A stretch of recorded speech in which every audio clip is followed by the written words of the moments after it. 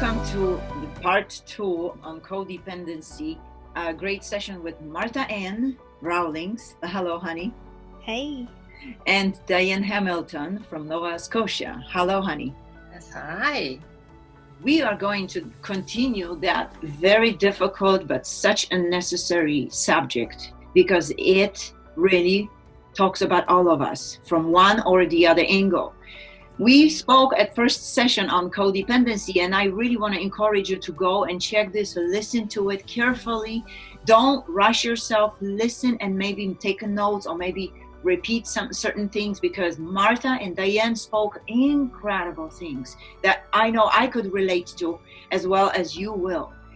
So codependency has so many faces. There is no one definition. We of course know it is number one, most of all, and ladies, help me if you want to add something to it. Whoever this is or whatever this is, that we are trying to find a fulfillment outside of God. Yes. Amen. Yes. It's also, you know what I also heard? That it's also called pathological loneliness. That we create some shiny masks that we don't want to let go of them. We fear that we will be abandoned while being our true selves. We don't want to be left alone with our feelings, our own self. Yeah. So we turn to please others. We let them control us, manipulate us, blame us. At the same time, we do this to them. But why? We let others do this to us, control, manipulate, and all that, when we still struggle with unresolved problems and unhealed heart. Yeah. And that's major. Yes. That's the root. That's the root of all of it, really, is those unresolved issues and the fact that we have never experienced unconditional love. And to the degree that it transforms our image and our belief in our own value and self-worth. Well, that lack, that missing, the missing things that you're missing, you don't know you're missing them until you become aware of it.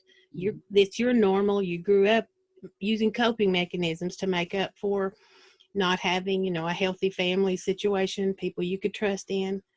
And then in the religious system, where we find out pretty soon, that we get into a performance trap. It's like, I'm accepted if I perform.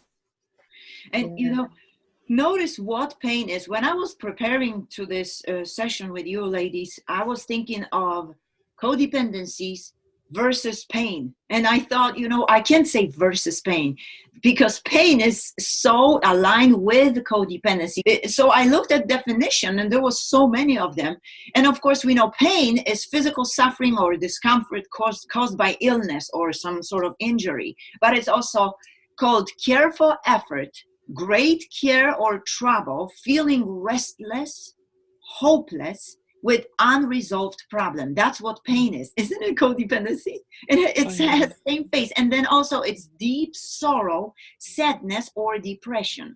It's grief and intense distress. What would you say? Well, and for men, it can be all that distress and pain when they're perceived as a failure. Or not, not in a peer group of their equals. And so there's always this jockeying, and it's normal for men to challenge one another, to compete with one another. This is all part of the normal healthy. But it becomes, cutthroat if there is a major lack and there's insecurity. And so then they don't have people they can really trust sometimes. And so they don't learn to trust. So we develop codependent behaviors to cover the fact that we're insecure or we have trouble, in those areas. Yes. Yeah. I think for me, the word that triggered something for me, Abby, was sadness. We just feel sad. And I could characterize my latter years of just deep, deep sadness. I knew I was filled with sadness, and I didn't know how to find my way out of it. I didn't know. I kind of understood that it was there because of the multiple failures I had had in relationship, and my life had not turned out anywhere close to the way I wanted it to. Yeah. And it was only through starting to learn about some of these deep inner things that needed to be addressed, identified first, addressed, and brought before Jesus, and allowing him to come into those times of sadness with me, and that I started to find my way out of it. And it's interesting, as when I was going through the certification process for my heart physics coach program, one of my case studies repeatedly said to me, I just am so sad. I just feel overcome with sadness. And so I think this is a common experience for people who have been through years of codependent behavior and all that goes with it, the brokenness and the sense of failure. And it's like you're in this terrible trap or maze, and you know your life isn't working, but you can't find your way out. Yeah. And so I think that the other thing that, and I want to hear from both of you as well, I don't want to monopolize the time here, but that fear of abandonment, and that's something we can talk about as we go on. Yeah, the abandonment situation is so prevalent. I mean, there's so many men who don't have fathers because fathers they've been under attack, and they've not been taught how to be fathers. And I mean, and it's not just us women who didn't get fathered because of situations, but it affects the next generation by both men and women. Yes. And of course, if you feel abandoned by God when you buy into the religious system that God is like, he's a mean, hateful, blah, blah, blah. And, Yes, absolutely. You can't trust him, or you don't see any evidence. So that leaves you feeling abandoned by God. Yes. And it leaves you trapped. You stay in the trap because even though you know you're in unhealthy relationships, even though you know that there's lots of issues and problems, the fear of being without even that, well, then what is there? What is there? If there's not that, what is there? And I think that provokes this huge fear of abandonment, that we are going to be left completely alone, especially, as you said, Martha, if we don't trust God, if we don't know who he is, and if we just see him as someone we can't trust, someone that may turn on us at any moment, then where else do we go? Isn't it that we fear that loneliness? We are afraid of dealing with our own selves because we are used to other people around us. We are used to them bugging us. We are used to more dealing with these problems than with me alone, isn't it? We would just panic. We would not know what to do. Well, nature abhors a vacuum. So if we decide one area we can't trust this person, we still have that need. So we will try to fill that need with something. Yes. When one thing proves it's not trustworthy, we quickly hunt for something to fill that void. It's just natural. Yes. When we've got God in that place, we've got, we don't if somebody lets us down, we're not utterly cast down. We suffer, but we have a foundation. And I think it goes back. I've loved the daily videos this week with Dr. Jim. I think it goes back to unconditional love and value. And if we have never had the experience in our lives of unconditional love, because typically I think what happens is if we are in a performance-based home where the love is conditional upon performance, we're drawn to relationships where it perpetuates the same thing. Yeah. And so again, we're caught in this performance-based trap, and we've never experienced unconditional love. Yes. So what Dr. Jim was talking in today's life lesson was so important, exactly what you said. And then he brought up, he based it on 1 John 4, 17, 18. Can I read this?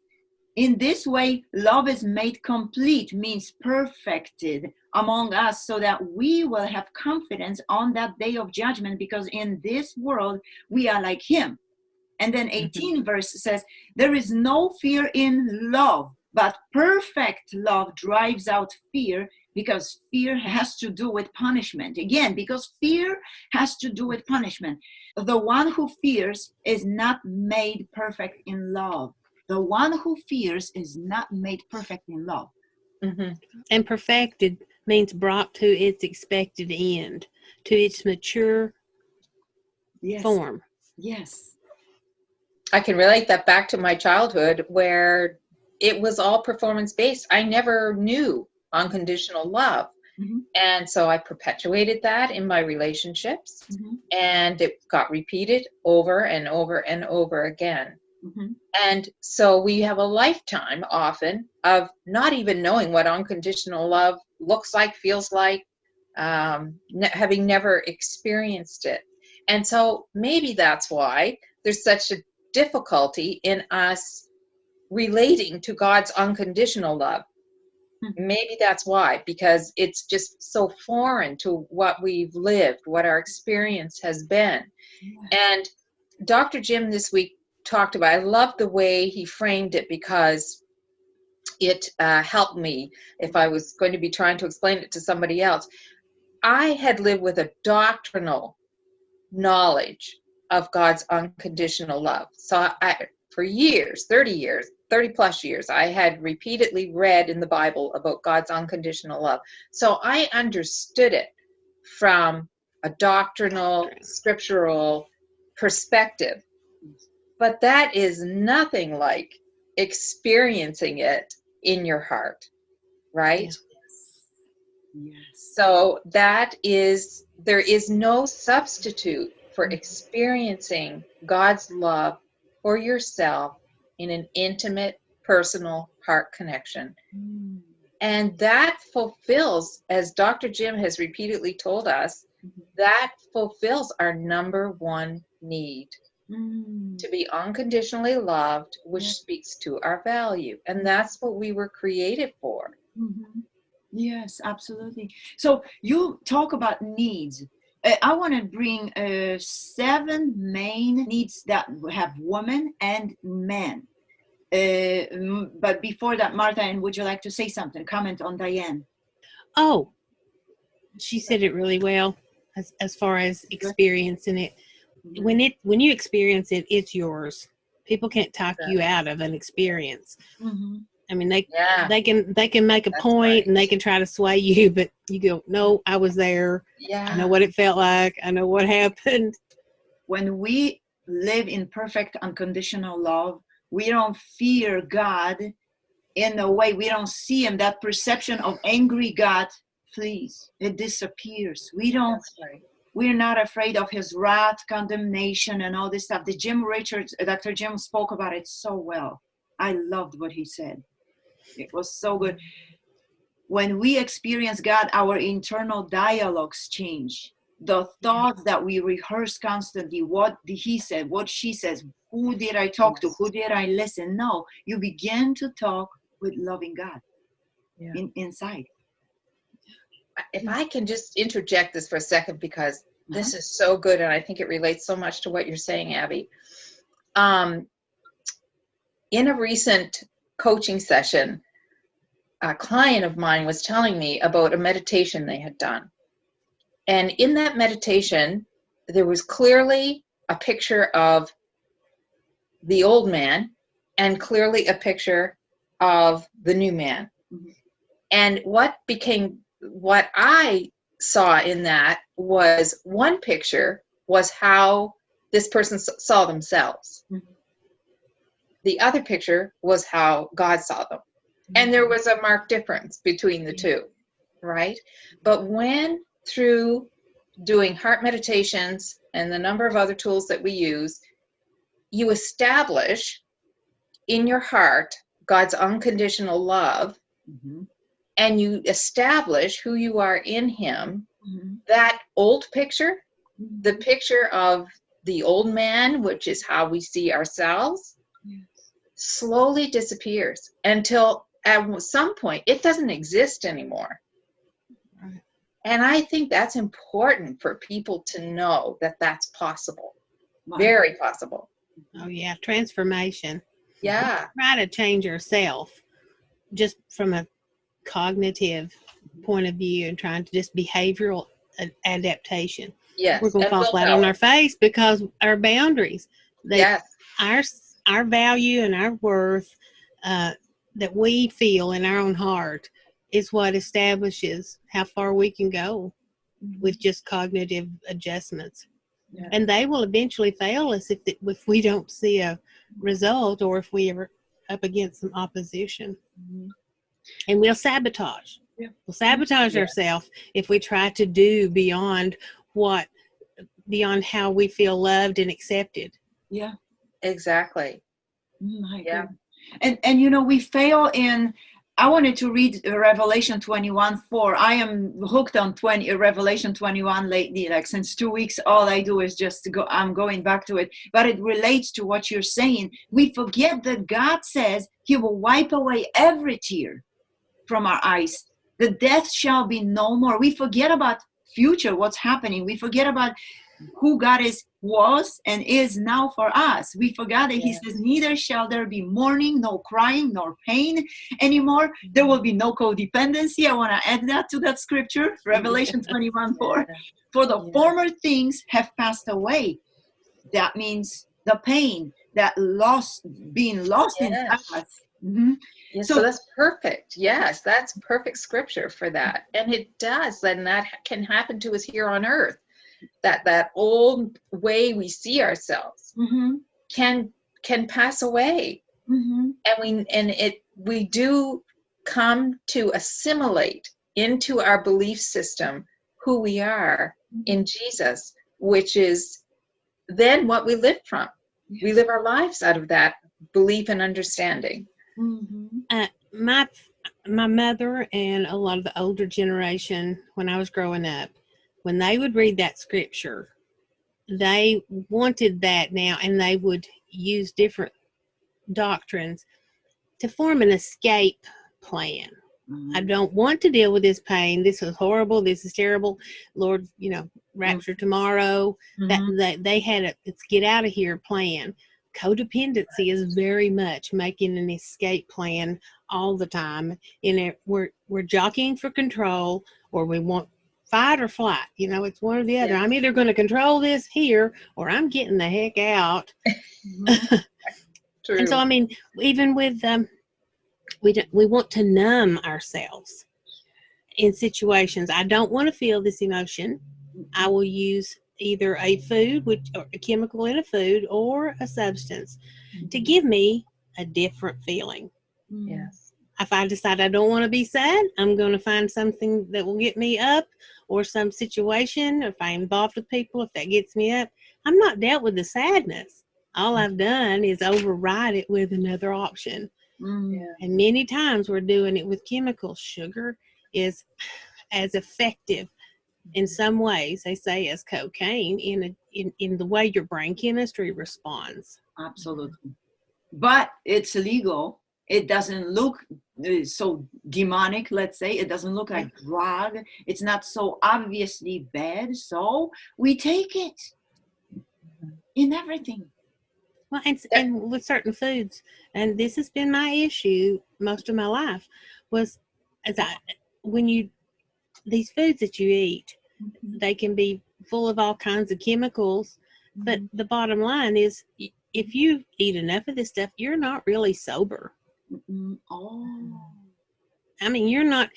I know there's certain foods I can eat, and carbs and sugars, and I'll have a rush of energy. But buddy, when I come back down, I'm out of it. I cannot think clearly. And so in a session in codependency and other dealing with family support, we were realizing that when people are coming off of drugs, they will choose another option in order to get the brain chemistry to get them numb, get them high, get them, or just to go numb. Like the down part is the numb. You don't feel anything. You just want to go to sleep. So we're self-medicating, basically. Yes, With exactly. using all kinds of different substances. Yeah. And we use so many other things. We can use distractions. We can use staying busy. There's so many other things that just are all avoidance tactics, so that we avoid having to look inside ourselves. Yes. Well, And avoid the staying, problem. yeah, and staying busy part. My mother loved that one. She would just stay busy, busy, busy. That way she was literally running from the things she felt helpless over. Yeah. And you just wear yourself out and you fall into the bed in total exhaustion, but it's still working in you. You've not outrun it. You're just carrying it on your back now. That's right. You're just trying to stay ahead of it to survive. And that you can get stuck there, stuck in that cycle, where you know that it's not working for you, and you're either exhausted or whatever it is that you're using to kind of numb the pain. It just keeps you there. And it's a scary thing to finally face it and try to find enough courage and whatever else God may send our way as a lifeline to bring us out of it, to finally say, I need to find a different way to do this. This is not my friend. It is not working for me. Yes. And it's causing great destruction in my life. But man, we can get stuck in those cycles for a long, long time. You know, I remember this. I hope I will say it right way. There was some kind of animal that they put cages, like maybe 10 around her with open doors, but one was leading to go outside, just in the fields, on the grass, to be free for that animal. And that animal was afraid, went outside, was afraid of seeing freedom. So this animal came back, went to another cage, then another cage, then another cage, and just stayed there because it felt cozy, felt like this animal was used to that. Isn't it what we are doing? We see open doors, God says, but it's unknown. It's something too free, too good to be truth, that unconditional love. So we go back to our cage, as you said, alienation or avoidance or distraction. It's what's comfortable. Even though it's destructive, it's what we've known, so it's comfortable. And but just exactly like the perfect example you just gave, Abby, there's this whole other place of freedom just across the line that's there. It's available to us. But we choose through our choice to keep going back to what's comfortable. Yes. Instead of taking that step of courage and faith. And I believe the only way we can finally garner that faith is to really learn who God is, and to learn that he's not that wrathful, angry God, that he loves us so much. But if we don't know that, it's very scary to step across that line. We choose another cage if we choose to believe God is angry, God is wrathful. Notice, when I used to believe in angry God, I thought it was easier to believe. It's easy believism, as Dr. Jim says. It's another cage because it's cozy, but it's deception. That comfort that you talk about is deception. It's not freedom. No, it is not. It just keeps us bound. It keeps us bound. But I guess what I would like to say to anyone who may be listening today is that there is freedom. There is complete and total freedom. And we can get out of these cycles. Yes, it's going to take some intentional work consistently. But once you start the process, you will never look back. Yes. Also, the thing about we have to grow in knowing who we are in Christ. Once we know that God's not an angry God, we have to believe what he says about us. That process in that relationship with God is what builds our self-esteem, our value, and our worth. When that begins to grow, there's more we can receive from God. There's more we can actually accomplish in our life. There was times that I would see people, they would start to be successful and sabotage themselves because their character or their self-worth wouldn't reach that far. Yes. And so that's why the process has to go on in that relationship. When you stop the relationship, vertical, your horizontal is going to be affected. And you can go just as far horizontally as you can go vertical, but you can't do one without the other. That's so good. You hit such an important point. So our success goes only as far as our self-worth. Well, I can give you an example. When I was in the Miss Teen USA pageant and I had won first runner-up, the choreographer came to me with a card and said, you're ready for Nashville. You just need to contact this voice coach and this person, this agent, and I was 17 and I came from a broken home. I didn't have adults that I believed in to give me the advice and support. And so instead of doing that, I chose marriage. I sabotaged my career or the possibility of having one because I didn't have a foundation that could support what I knew was going to be a lot of hard work. And I was going to be in a whole new industry. I was not going to be in this small town. I was going to be in the big town of Nashville. And it's doggy dog in some areas, And so if you're going to branch out into something new, you got to have people behind you. You got to have a support system. And you got to trust those people. And if the pain you're enduring at home from a broken home, the torment between your mom and stepdad's constant, you don't trust them to help you, support you, back you up.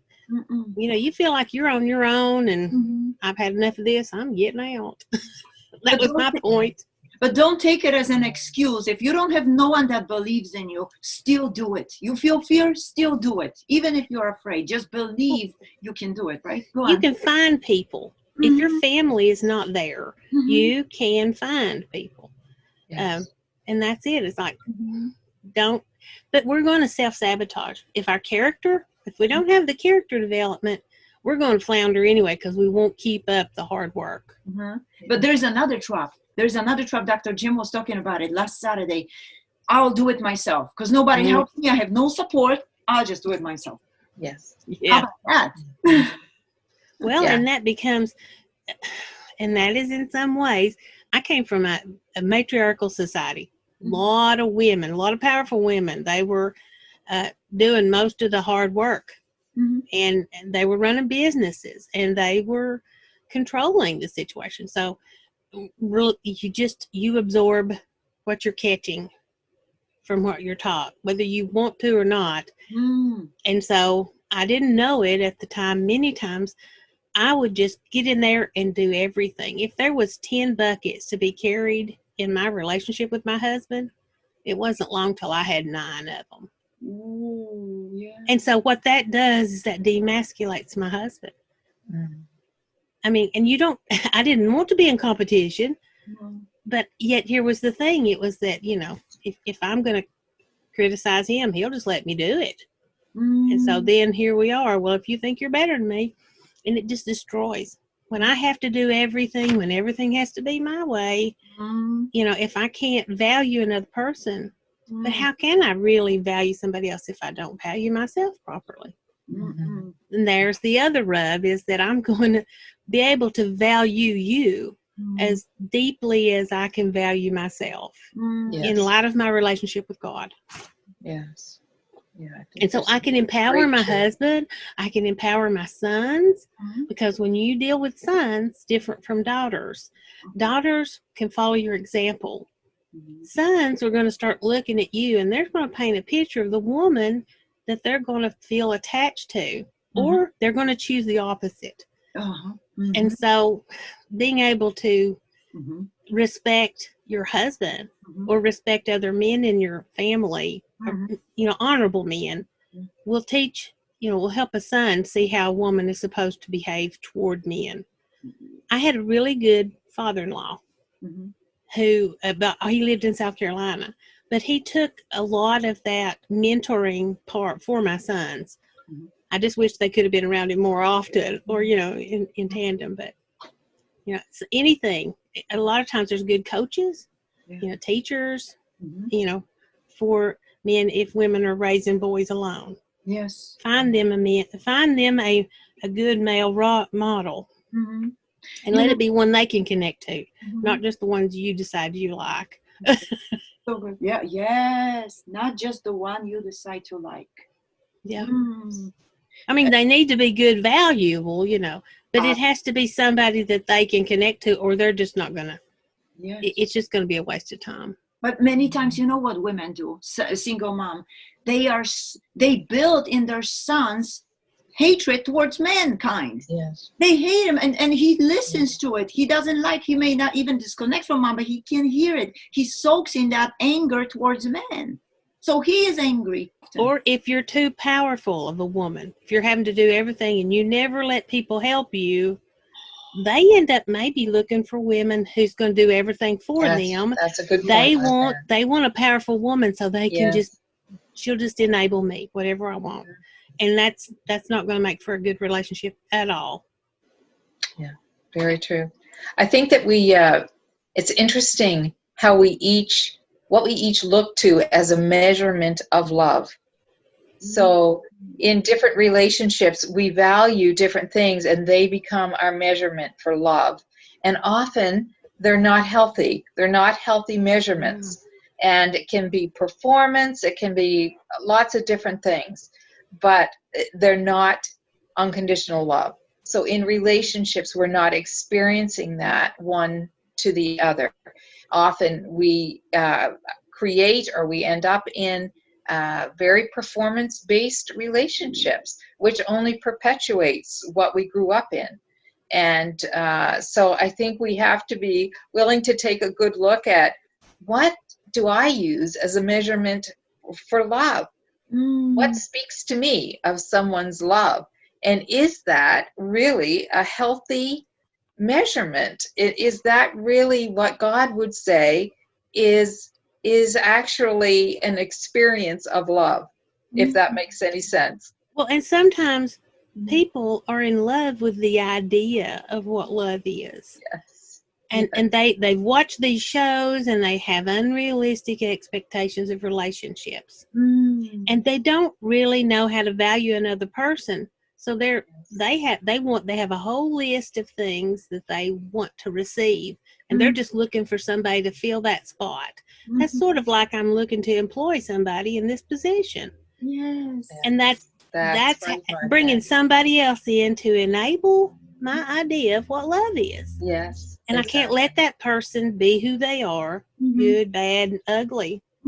In reality, I can't let them, because it won't fit my form, and immediately all my red flags will go off. Well, you're not acting loving to me today. So, like I never do that too.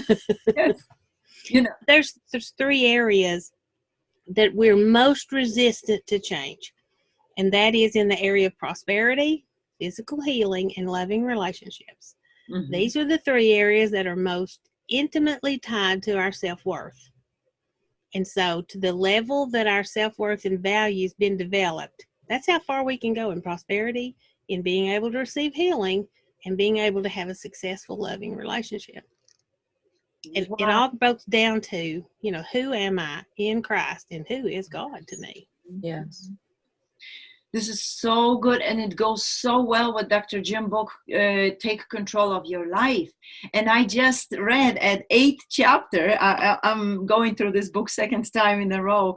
He was talking about that forceful love. For instance, we hear so often codependent people that say, I do it out of love, like my dad.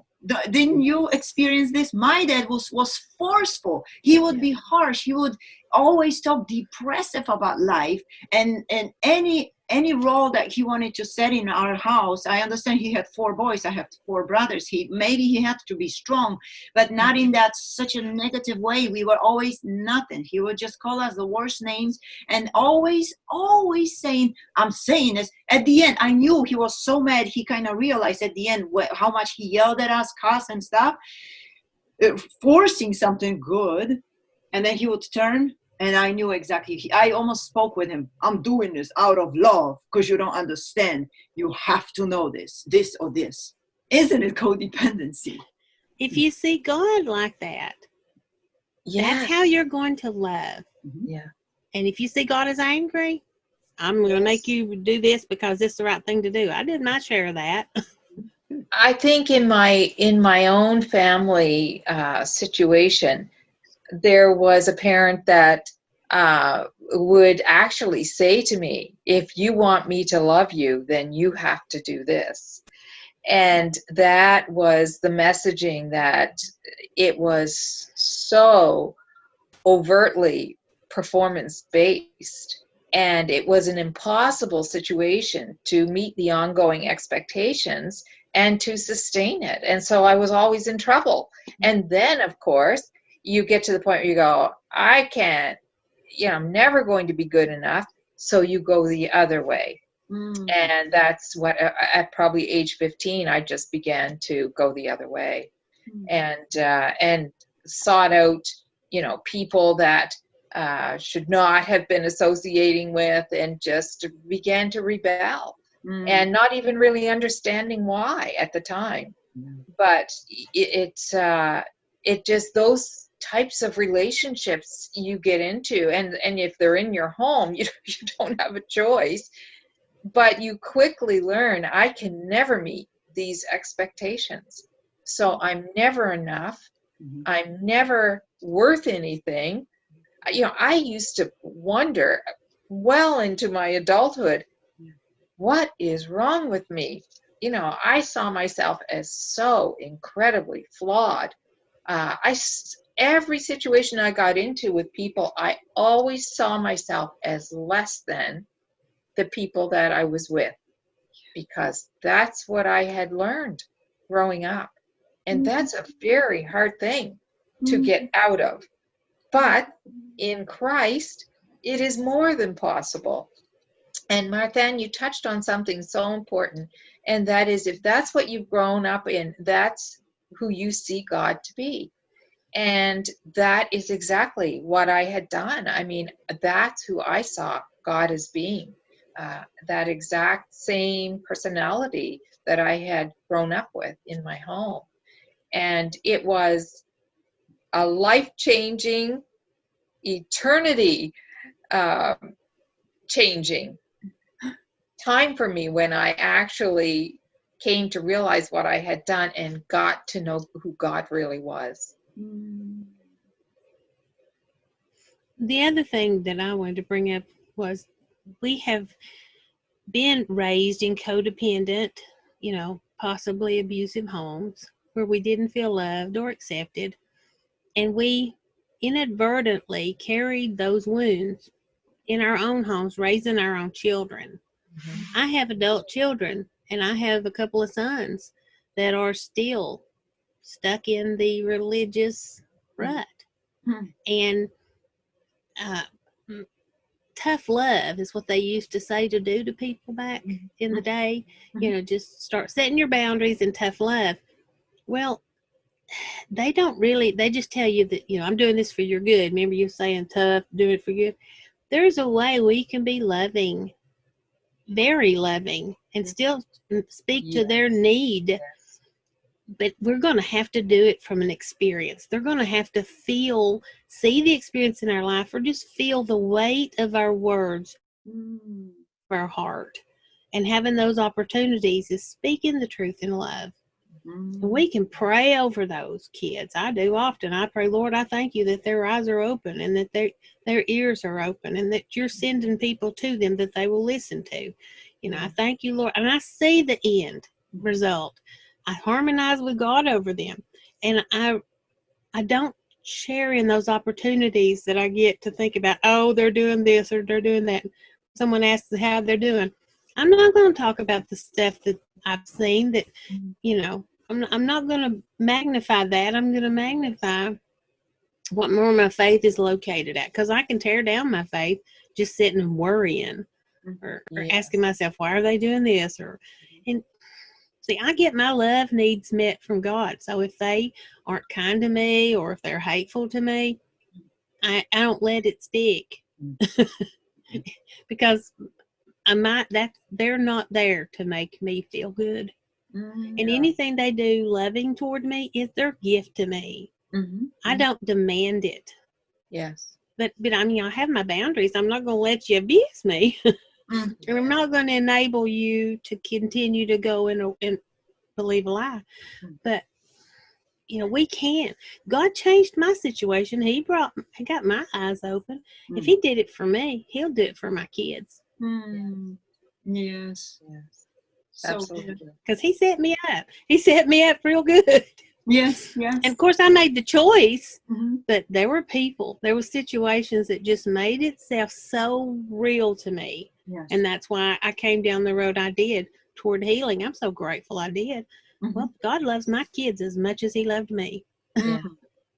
That's right. And every mother as well as father should just think and ponder about that. Very same thing.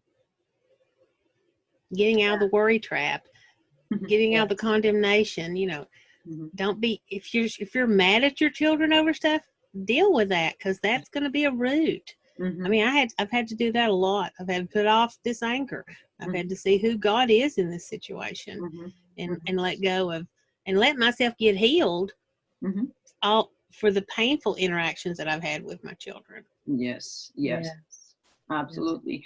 You know, there is so many angles that I would like us to talk about, because when people listen, they think, okay, they do check marks as what as at least that's what I do when I listen to codependent teachings. I'm thinking, is it me? No. Okay, good. Oof. Is it me? Oof. No, it's not me. It's not me. But there is so many, and we don't want to scare you like, yes, you are codependent. You just didn't realize that you didn't find your check mark or something.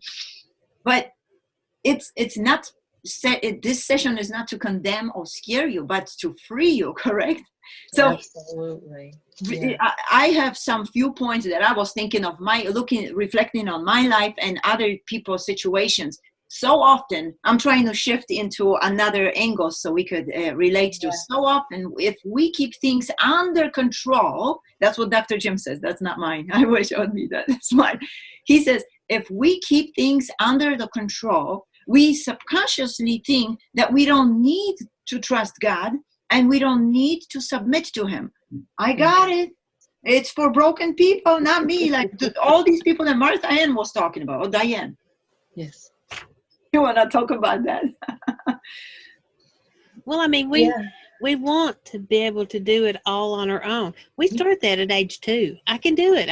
Let me do it. You know, and that we start wanting to be in control, and we give our power away in codependency in different ways. And so then we're angry because you're trying to control me, but really I've let you have this power over me. And so when we learn how to bring it back, you know, we're more understanding toward when we see someone caught in a codependent cycle, because we know where they are. We know we were there, and being angry is not going to get them out. But the thing about you saying is we don't realize when we're young, got all this energy and everything, all these coping mechanisms are floating under the radar and everything seems to be working. We really don't make room for God. We don't see him as being able to, oh, you've helped me, I've got this now, you know. It's like, take off the training wheels. You know, of course we're going to fall flat on our face. Yeah. And then we're going to go, okay. Because I remember there was times, and I wrote it in the group anyway, about I had a plan, and I wanted God to be my enabler. I wanted him to do it my way and get with the program, God, you know, instead of realizing that his would work better and have that healthy relationship. Many times it's like, okay, let it. I think that when I look back on my life, so actually I was considering this morning. I was thinking it's actually shocking to me that I spent 35 years in church in they were born again evangelical churches and for the long period of time a charismatic church, but they were still this mixture of grace and performance works. Mm-hmm. And I started to feel something change in me maybe 5 years ago when I started to realize, you know what? I kind of think I've just lived my life knowing about God, but I've kind of still just done, for the most part, what I wanted to do, what I felt was right. Mm-hmm. And I had not trusted in God, or had the close relationship with him to allow him to be the one I trusted. I trusted myself a lot more than I trusted God. Oh, And yeah. like you, Martha, you said I had a plan. Well, it's like I said, I'm shocked now when I look back and realize how much I worked my plan rather than resting and trusting in God and who he is and his promises to me, and that I have everything I need for life and godliness. And when I think about how over the last few years I have been able to relinquish control over areas of my life that I kept tightly controlled in order to stay somewhat sane. You know, I had to control my environment, control my finances, control this, control that. Otherwise, I think I would have fallen apart. And so my life was based on my performance rather than my relationship or my faith or my trust. Now, yes, I adhered to and believed in and tried to live up to God's commandments and his ways and all the rest. But basically, I think I did life pretty much by myself. Even though I was a person of prayer, I spent a lot of time always, I had a disciplined life of reading the scripture. But just as Dr. Jim said today, you search the scriptures for eternal life, but yet you will not come to me. And that characterizes what I did for 35 years of my faith walk. And it's shocking to me now when I look back and think about what I did. You know, and now, of course, I have the experience of that relationship with Jesus and living in that, creating, and I focus on this all the time. It's become so important to me. Understanding, living in oneness with him, recognizing that he is with me every second, that wherever I go, I don't go anywhere alone. I go in oneness with him. And I love what was said in a song you were singing, Abby, at one point this week. I won't get it right. I'm sure you can correct me. But it said something about, for those around me who are looking for God, let them find him in me. Oh, yeah. I was so impacted by that. And so it is a totally different life experience when you're living it in oneness with Jesus, which is the answer to every codependent problem. Yes. Every codependent root. If they're looking for you, let them find you in me. This is our prayer. It's Song of Intercession, in case some people would like to check on YouTube. Song of Intercession. Amazing. Yeah, that so impacted me because that has been the new cry of my heart. Yes. I want to create such oneness with him that no matter where I go, I feel like I can step back and let him take the lead in ministering to that person, or just being what that person needs from him, right? Yes. And I'm practicing that. That is something that I am really focusing on, because I can take him wherever I go, and he can shine. His light can shine to as many broken people. There's thousands and millions of broken people, just as broken as I was. And if I can bring through that oneness, wholeness, experiencing him in his fullness, and if that's where I am, if that's my life, if that's what I'm living, that's what I'm going to take no matter where I go. You ladies answered all my questions that I had to you. But if there is anything left that you would like to say, I have 2 points that I would like you to take answers on. Okay, one, maybe Martha and first. Can I give you a question? Yeah. Yes. Awesome. What do you think? Try to speak to men and women as well. But let's try to touch, like, let's say in more general, or maybe spread it wider. I don't know, their views, how they could feel. What do you do when you do everything for some person to like you and you still don't gain his or her sympathy? It always, what do you think? What should you do? You're trying, you've done so much, but that person, it could be your spouse, could be your wife, I'm talking to a husband, it could be your boss, could be somebody that you care, and you just feel like nothing works. Martha. Well, when you say you're doing so much to get them to like you, well, do they have to like you? Could be your pastor, somebody that you depend on. You just so much want their attention. Well, one thing is, I should ask myself the question, why do I want this so much? And what can I do? What in me is calling for this so much that I can't just be comfortable with the level of their approval and interaction with me? Yes. And many times when we're trying too hard, we're actually pushing them away. Yes. We don't give them room So to be who they are in that relationship. Yeah. Or respect their choices. Right. And sometimes we don't want to hear, no, we don't want to hear negative responses. We just want to hear the things we want to hear. But in order to have a relationship, we have to be there for the good and the bad. If somebody needs to talk about a negative thing, we need to be able to be comfortable with that. And when you're dealing with certain people, they just sometimes need you to hear them. They don't need you to come up with answers. They don't need you to jump in and try to fix it. Just be. Sometimes they just need you to hold your part of the conversation. That gives them a place of value. You're being salt and light just by valuing them. And then they will be able to hear, see God working in your life. When you're just treating them with respect, sometimes respect doesn't even have words. It's an attitude, and it's just your willingness. Many times, like Jimmy Bratcher said, just show up. Just be there. So yeah.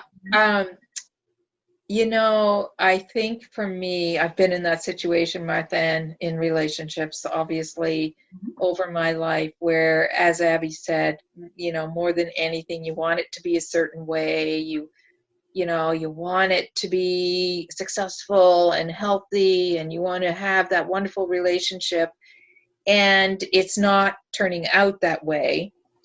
And it's taken me years to realize that I need to be as secure as I can possibly be in who I am.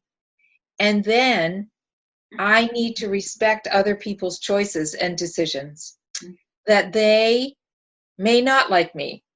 They may not agree with me. They may think I'm crazy.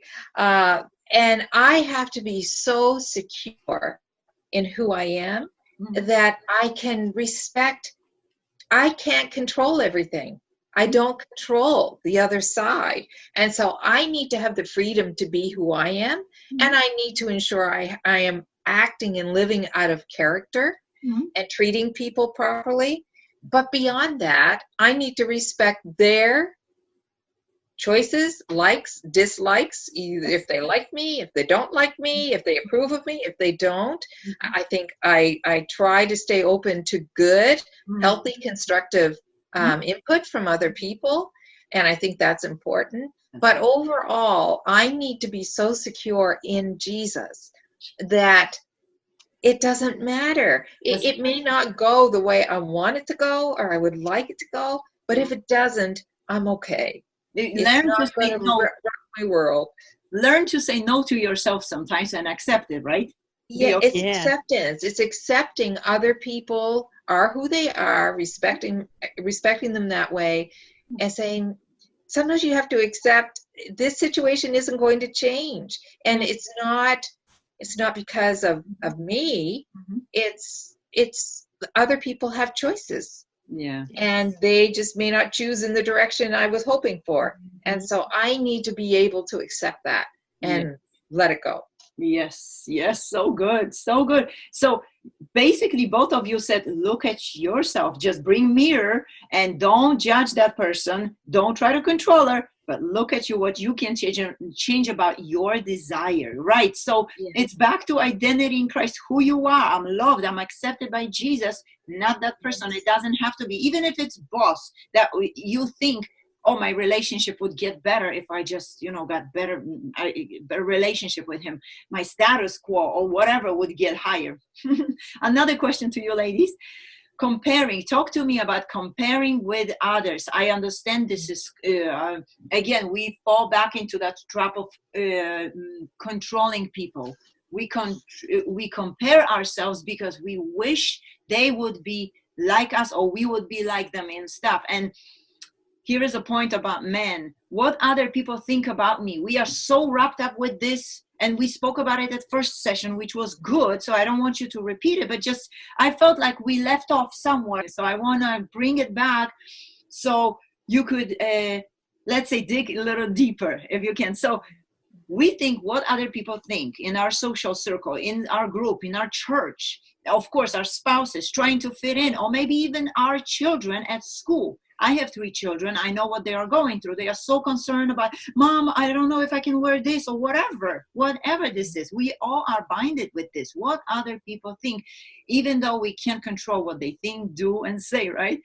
We want to be accepted, liked, invited, included. I'm talking to men, considered at your job, because a man wrapped their identity so much with their jobs. And don't tell me it's not true. I tell you example. A man will come back from work disrespected, ignored, aggravated by some other coworker that seemed a better man, like, he's got it all together, closer to boss or something, etc.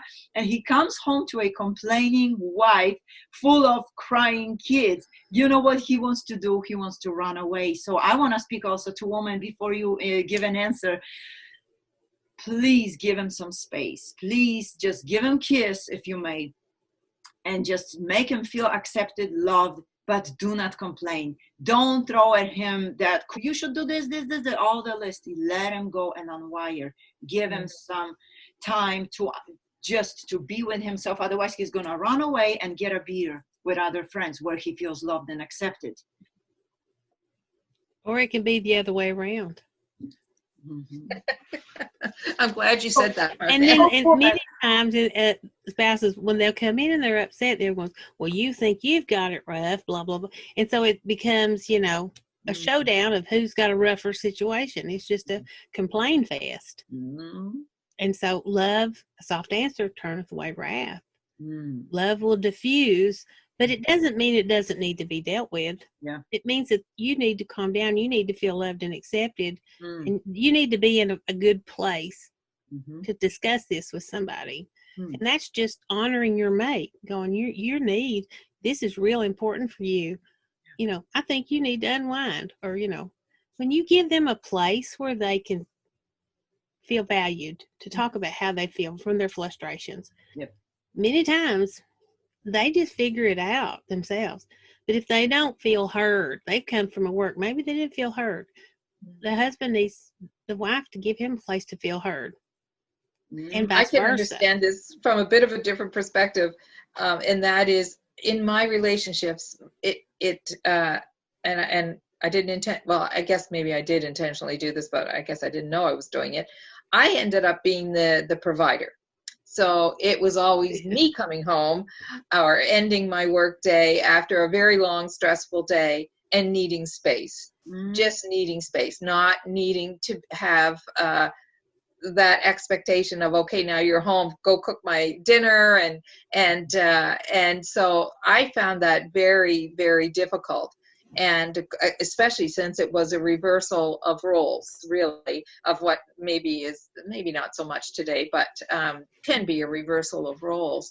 And that is such a important time, Abby, when someone comes home after a long day, and lots of ladies are working today and facing that, having to come home and have the pressures of having a meal cooked and all the other things that go on in the household.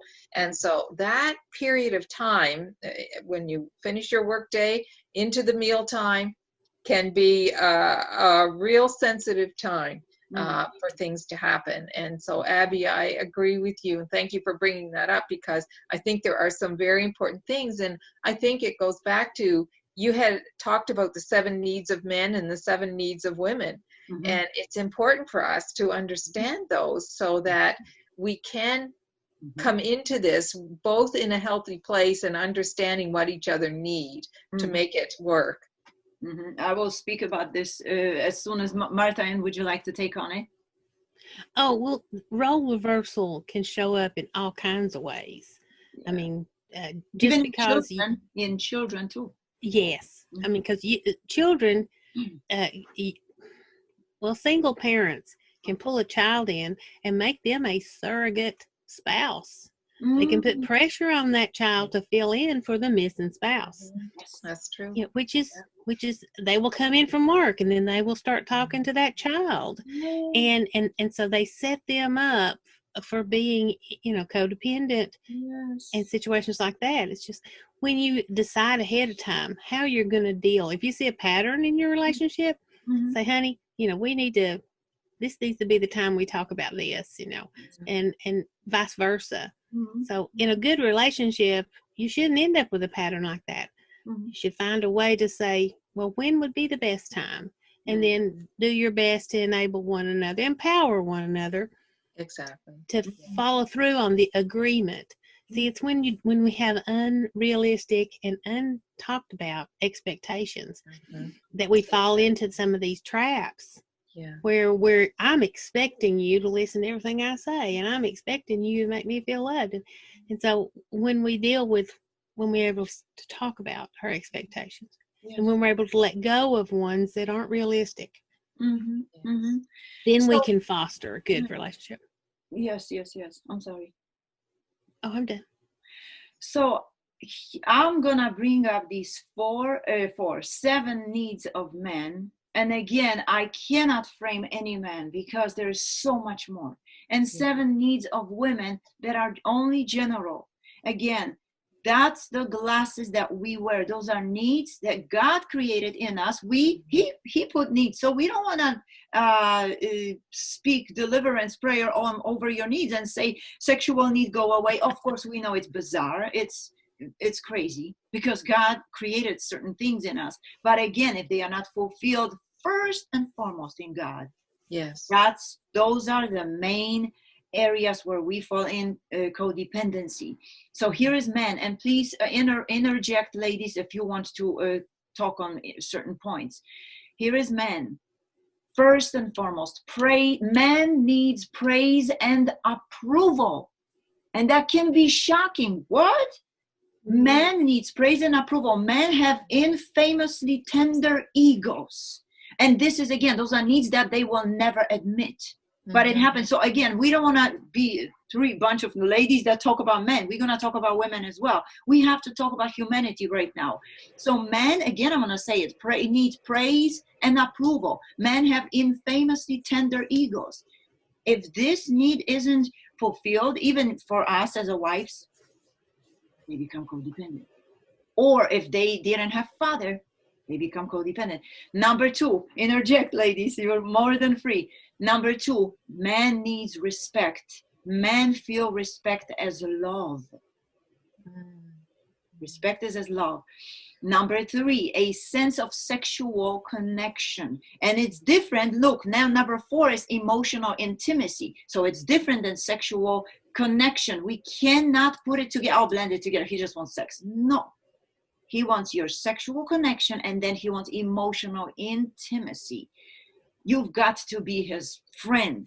And I know you will say, hey, Abby, you talk about marriage seminar. I've attended hundreds of them. But remember, this creates codependency in him.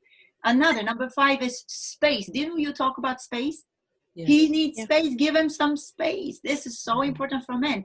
The 6, physical touch. Isn't it random? Doesn't it feel weird? Men need physical touch, ladies. You want to talk on this? Yes, they need physical touch. Because that's how they are wired. That's how they, I'm sorry, turned on. And security, believe or not. We always put it, oh, women need security. Men need security. Well, it's a different kind of security. I did want to mention about the respect and honor situation.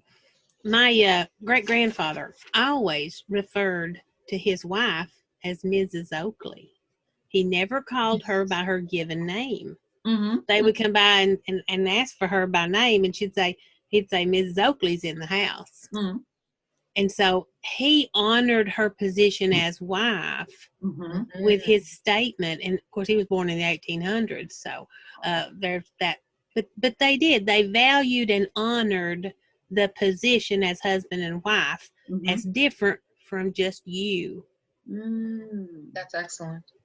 And so this, when you're aware that you're in a position of a relationship of honor, and you expect more out of yourself, you know, and you hold that other person to a higher standard of, you know, it just breeds respect. All of the children respected him and her greatly because they saw the father respect the wife. And the more he respected her, the more she respected him, and, you know, felt like the sun rose and set on him. So it empowered him to be secure. Yes. Yeah, that's excellent, Martha. And we're so familiar now. We just call each other these little names and every stuff, and honey and baby and all that kind of stuff. But there is a place where we need to, in our heart, see your position as honorable and valuable. And, you know, it's a commitment. It's like, well, it's more than that. It's a covenant.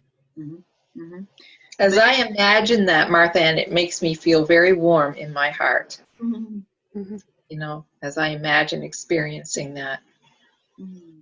Well, little girls are thinking about, ooh, when I get married, I'll be Mrs. So-and-so. And when they're engaged, they'll write that other person's name. I mean, and you two become one. You don't lose who you are, but you gain a different dimension to it. It just makes it fuller. You don't lose your first name. You gain an agreement and a fellowship but you have to have the friendship too. Like you said, the emotional intimacy and then sexual intimacy. Men tend to think short, to the point, get it over, whatever this is, it's done. As you said, close file, don't leave it open. They hate open file, whatever this is on the desk, move it, close it, done. And if you bring it back up, they're like, I thought we finished that. You know? And the more you keep coming back to something, they feel like, well, you didn't like the way I solved it, you know. So do it when you bring something back up. Do it with respect. You know, at least bring up this. You know, you solved it this way, and I thought maybe we could add something to that. You know, you're not knocking, you know, what was already dealt with. Because sometimes when you want to change something, I know my history has been, it sounds like I'm complaining. So I've learned from, I think it was James Dobson, and one of them had done something about just honor. Everything needs to be with honor, respect. But those movies, novellas, I mean books, I mean romantic books you talk about, they created a completely unexisting kind of men. Men that just wait till she says something. Men don't wait till you say something. No, they go to garage forever. They have projects for 30 years in the garage. But actually, all they do is sit there and unwire from your whiny, whatever, tone. Sometimes, yeah. I have to go to garage. I have to go do something. So when we watch these videos, that's why I really stopped long ago. You see this man just shaking her hand and just doing it. Those men do not exist. So remember, do not try to change your man. Accept him the way he is. Even if he's short, don't accept him to be super emotional, and he's not gonna cry. He's not gonna say, I love you all the time. For him, once in 10 years, when he says, I love you, it's just plenty. You should know that. This is men's nature. And again, they have to shift too as well. It's not like I'm trying to excuse them, but I grew up among men, so I know how they think. Their heart is in the right place. If women understood that the man's heart is in the right place, you cook for me, or you take care of my needs, or sexual needs, I'm good. I'm like this simple puppy. You give me basic needs, I'm fine. But we tend to just build this emotional trap and everything and throw it at them. They're gonna run as fast as possible. We often think that men think like we do, and they don't. They don't. Testosterone, when a man is in the testosterone area, he is not thinking, bring me a kitten and let's pet it, or, oh, that's cute. I mean, nope. He's thinking power. He's thinking sexual. He's thinking, he's feeling from this place in him that's going to get some stuff done, accomplished, because there's his muscles are being, testosterone activates muscles. I'm going to do something. Mm-hmm. I'm going to get busy. Yeah. Now, and so when they're in that mode, don't expect them to get all in touch with their emotions. Mm-hmm. You get Abby, that side curious. As they come down. Yeah, I'm curious. So what are the 7 needs of women? Whoa. Yeah. Girls, you want to guess? I'm going to say yes or no. Actually, we cannot say no because it's only basics. Mm-hmm. Go on. Yeah. I mean, I think it's security. Mm-hmm. Mm-hmm. Women need security. And everybody that listen, go ahead, post and comment. What do you think? If that was live session. Okay, so feeling loved is as a number 1. Absolutely. Unconditional love. Unconditional. Wow, that's additional thing. Yes. Security, which means number 2, safe, feeling safe. Yes. To feel seen. Women need to feel seen. You notice me. Yes. Number 4, to be allowed to be nurturing. We need to be allowed to be nurturing. Yes. Mm-hmm. Good. Yeah. That's good. Number 5. That's when we get in touch with our if a man is feeling his role as a man, it gives us permission to be feminine. We're not asking him to be exactly like we are, but in the same thing, when we're feminine, it gives him permission to be male. Yeah, right. And the two balance one another. It's a harmony. I'm not singing your part, and you're not singing mine, but this sounds good together. Yeah. Isn't it? We feel safe if we know they do their part, not our part. It's just kind of weird. Number 5 is feel sexually desired. Yeah. Come on. And admit, if there is any woman that said no, you lie. There you go. Yeah. Number 6, to be appreciated. Oh my gosh. Mm-hmm. I do everything, you don't even see it. La, la, la, la. Yeah. Yes. Yeah. Yes. Number 7, to feel like she can count on you. Yes. She's in my corner. Yeah. I have somebody that will not just pick up the other side, but she's my cheerleader. Yeah. Yeah. Or he's my cheerleader. He's not gonna just come in and scold me for feeling that way. Oh, come on. Yeah. That's good. That was good, Abby. That was very good. That's just the research, but that's so true. So in closing, if you have any conclusion, please add. I would like to give a general question. What are you going to do after this session? I'm talking behind the scenes, because it feels so cool when we talk about it. So even when I listen to a session like this, I feel engaged. Yeah, it's good. It's like somebody take me on their journey. But what's gonna happen when you get off that train station, and you have to go back to your life? How are you gonna treat your husband? How are you gonna treat your wife? Because we say one thing, but we do another. We can say amen so many times at church, yes. But the minute we get off church, we get in a car, we turn that music on, or we start yelling at someone, we are just all the same thing being. Yeah.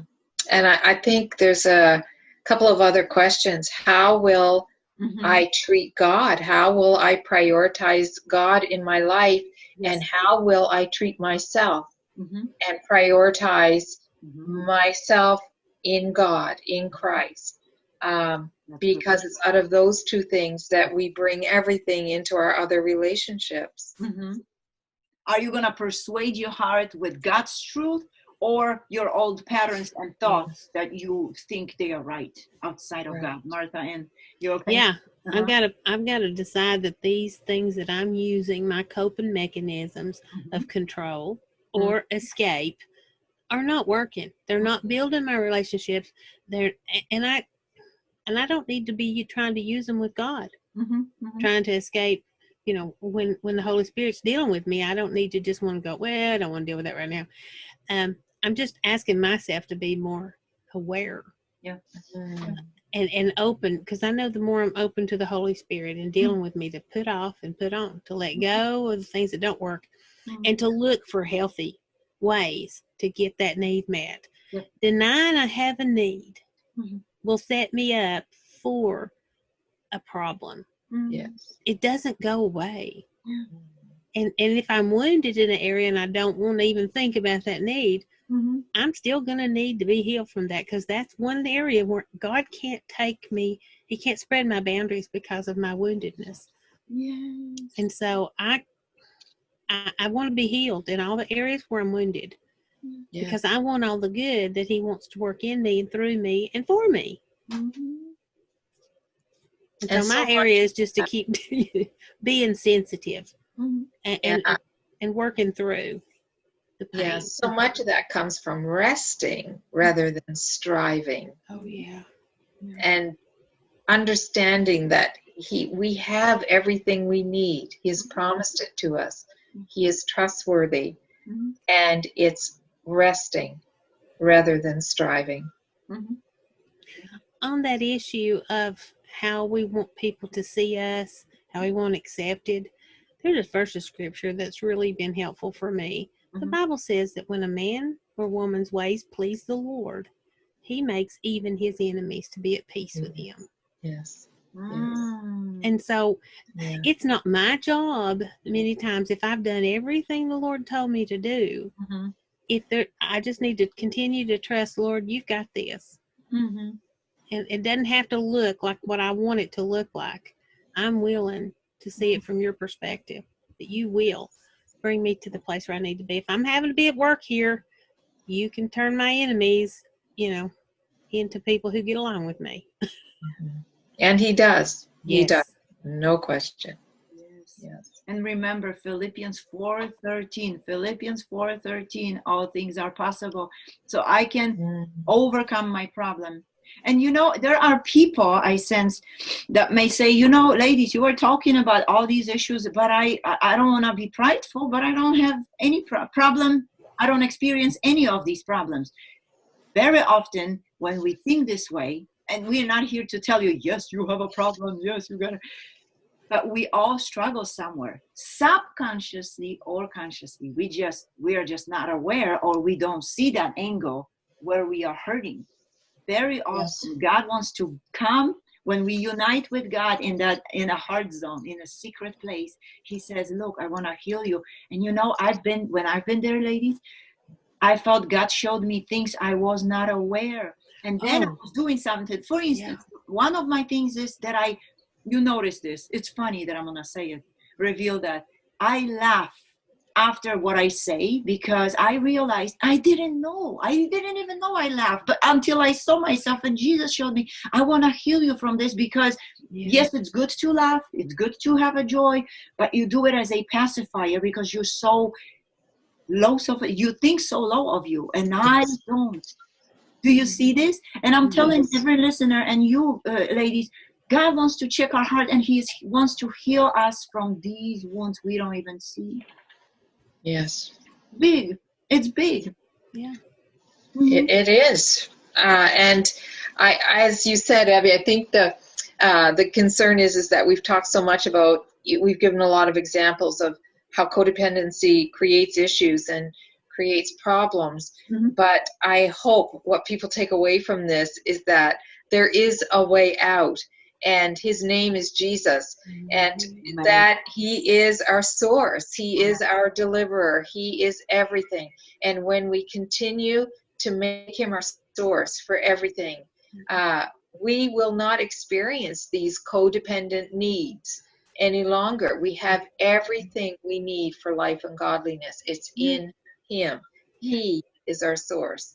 And that's when that becomes written in our heart, when it becomes the foundational belief in our heart, then we live in an entirely different place here on earth. Yes. And it's a beautiful experience where we are fulfilled and where we are secure, and we know that our needs are met, and we are unconditionally loved. And it fortifies us to meet the challenges that come our way. And getting out of codependency is a process. Yes. Growing in grace is a process. We can't push ourselves to the next level. Like you said, for a place from resting. The more that I persuade my heart that God, by having experiences, I need to experience the love. I need to experience him showing up for me.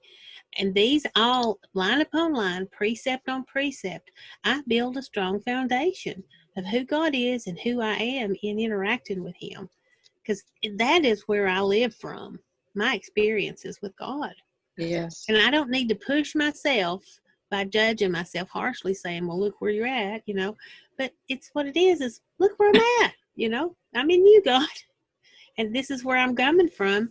And being patient with myself, when I see how patient the Lord is with me, I'm better able to be patient with myself and others in this process. And it is a journey, but I can have fun on this journey. I can hook up, you know, to the joy that's in the Lord. I don't have to do it just, you know, out of just the hard part of it's good for you and blah, blah, blah. I love this verse out of the Passion Translation, 1 Corinthians 1:30, and it says, "For it is not from man that we draw our life, but from God, as we are being joined to Jesus, the Anointed One. And now he is our God-given wisdom, our virtue, our holiness, and our redemption." And Dr. Jim talked this week about abiding. And that's what this is. It's being joined to Jesus and abiding there, staying there. That's where we stay. That's where we make our home. That's where we dwell.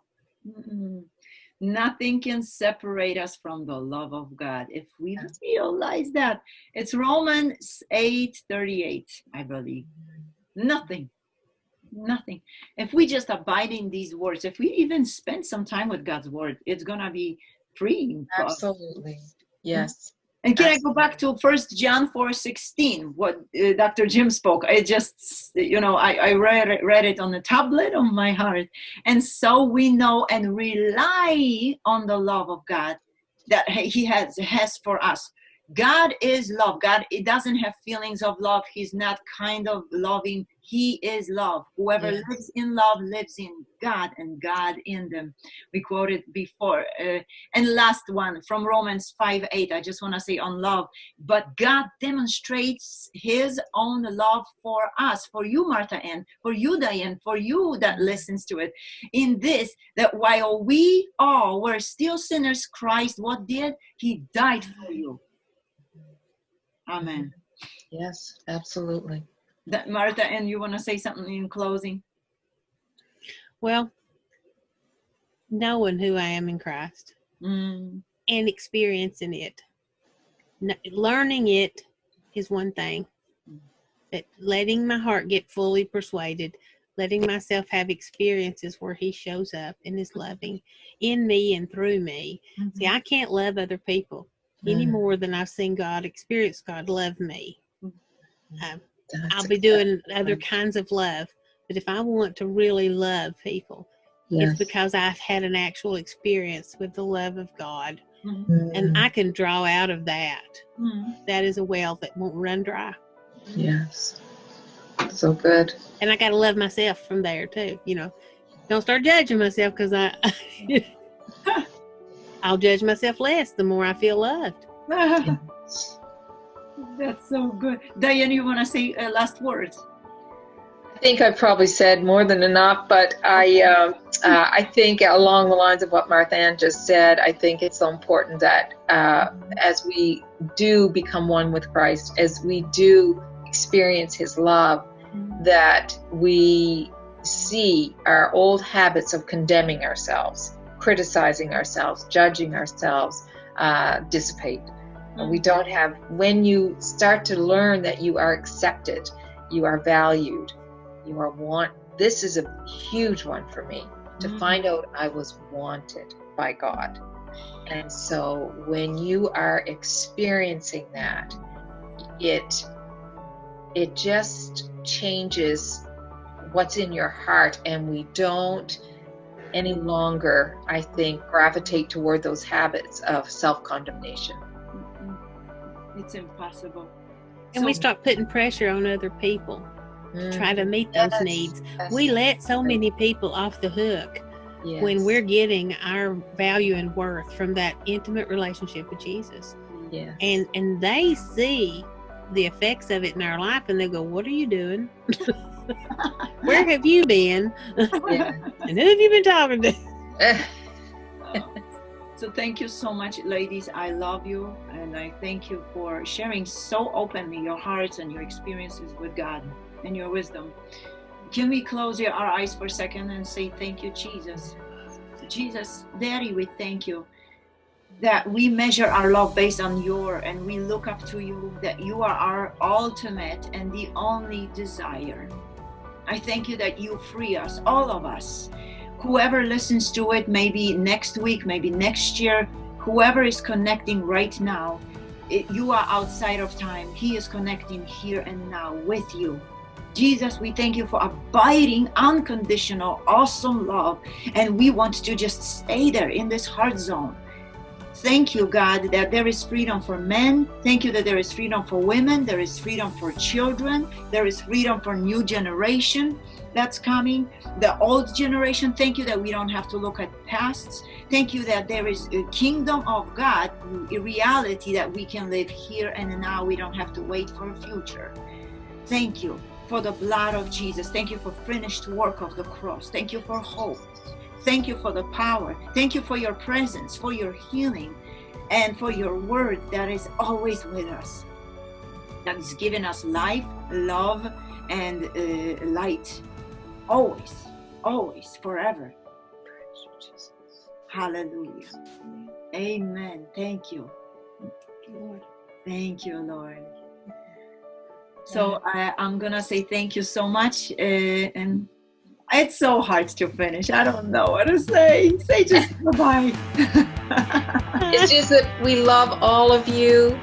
And thank you for allowing us to have some time in your busy lives and join our hearts with your hearts. And we just love you. We support you. And we believe in you. Mm-hmm. Amen. Bye-bye. Shalom. Shalom.